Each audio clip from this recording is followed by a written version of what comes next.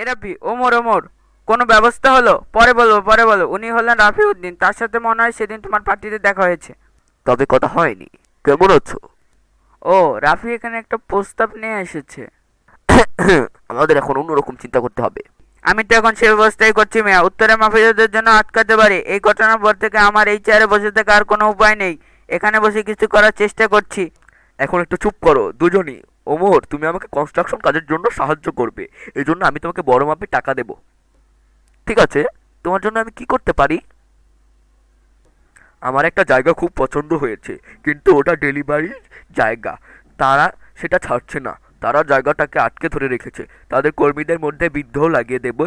এখানে তুমি তাদের কর্মী সেজে যাবে। ওখানে তাদের অনেক বডিগার্ড আছে। তুমি তাদের মধ্যে ঝগড়া বাঁধিয়ে দেবে।